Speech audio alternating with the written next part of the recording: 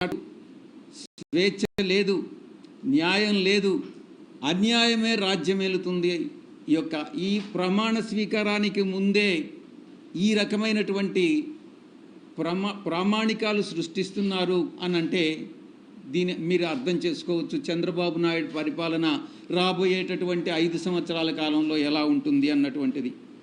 కనీసం ఫిర్యాదు చేస్తామన్నా కూడా దాడి చేయించుకొని దాడి జరిగిన తరువాత గాయాలకి గురై ఆ తరువాత కూడా ఫిర్యాదు చేస్తామనంటే అధికారులు భయపడుతున్నటువంటి పరిస్థితి ఫిర్యాదు తీసుకునేదానికి.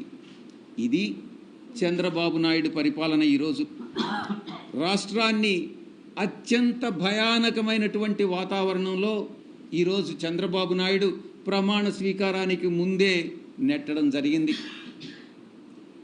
ఇక ఆంధ్ర రాష్ట్రం ఏర్పడిన తరువాత రాష్ట్రం మొట్టమొదటిగా మద్రాసు రాష్ట్రం నుంచి విడిపోయి ఆంధ్ర రాష్ట్రం ఏర్పడిన తరువాత ఎన్నో ఎన్నికలు జరిగాయి, ఎన్నో ప్రభుత్వాలు వచ్చాయి, ఎన్నో ప్రభుత్వాలు వెళ్ళాయి.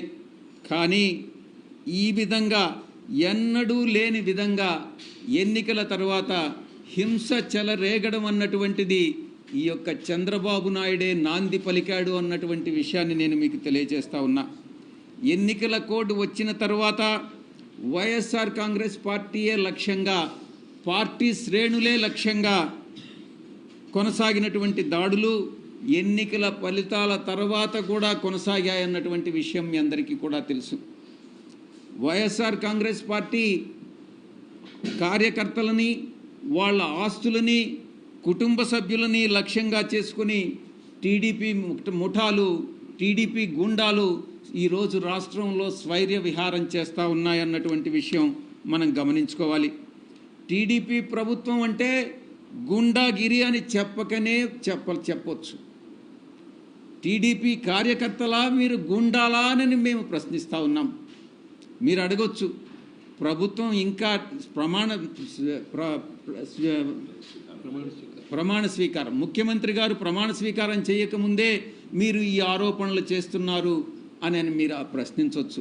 నేను ఒకటే సమాధానం చెప్తా ఉన్నా, ఉద్దేశపూర్వకంగా చంద్రబాబు నాయుడు ప్రమాణ స్వీకారానికి ముందే ఈ యొక్క హింసను ప్రేరేపించాడు అనేటటువంటి విషయంలో ఎటువంటి సందేహం లేదు. ప్రమాణ స్వీకారం చేసిన తరువాత ప్రభుత్వం బాధ్యత వహించాల్సి వస్తుందనని ప్రమాణ స్వీకారానికి ముందే వైఎస్ఆర్ కాంగ్రెస్ పార్టీ కార్యకర్తల మీద దాడులు జరపండి అనని ఆయనే స్వయంగా ఆదేశాలు ఇచ్చాడు అన్నటువంటి విషయం అంతర్గతంగా తెలుగుదేశం పార్టీ నాయకులు చర్చించుకుంటున్నటువంటి విషయం మీ దృష్టికి వచ్చే ఉంటుంది.